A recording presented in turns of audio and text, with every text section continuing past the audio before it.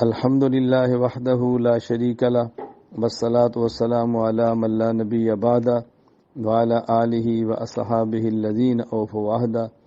مولانا طارق جمیل صاحب کے نوجوان بیٹے عاصم جمیل جو کہ ایک دردناک اذیتناک حادثاتی موت کا شکار ہوئے اور دنیا سے چلے گئے، انا للہ و انا الیہ راجعون۔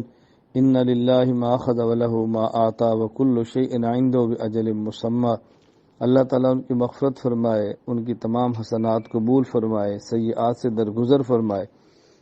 میں اس موقع پر مولانا طارق جمیل صاحب، مولانا کی اولاد، مولانا کی اہلیہ، اعزہ اقارب سے بہت زیادہ تعزیت بھی کرتا ہوں، تسلی بھی دیتا ہوں۔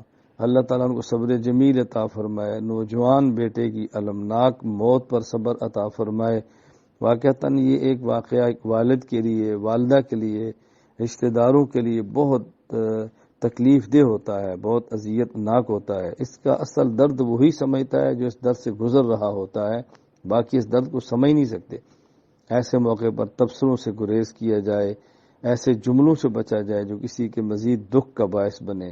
اس موقع پر خیال کرنا چاہیے کہ باپ کے دل پر کیا گزر رہی ہے، ماں کے دل پر کیا گزر رہی ہے، بھائیوں کے دل پر کیا گزر رہی ہے، گھر میں کیا حالت برپا ہے۔ اس موقع پر ایسے جملے کہیں جس سے ان کو تسلی ہو، ان کا دکھ بٹے اور ان کے بیٹے کی مغفرت ہو، ان کی دعا کا اہتمام کریں۔ اللہ تعالی ہم سب کے دل میں پوری امت مسلمہ کے ایک فرد کا درد عطا فرمائے، امت مسلمہ کی محبت عطا فرمائے، اور دنیا میں جو ہزاروں بچے جوانی کے عالم میں کفر کے ہاتھوں ذبح ہو رہے ہیں ان کا بھی درد عطا فرمائے، ان کے لیے بھی دعائیں مغفرت کریں، ان کے والدین کے لیے بھی دعا کریں صبر جمیل کی۔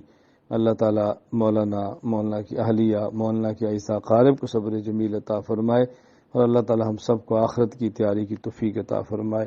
السلام علیکم ورحمۃ اللہ وبرکاتہ۔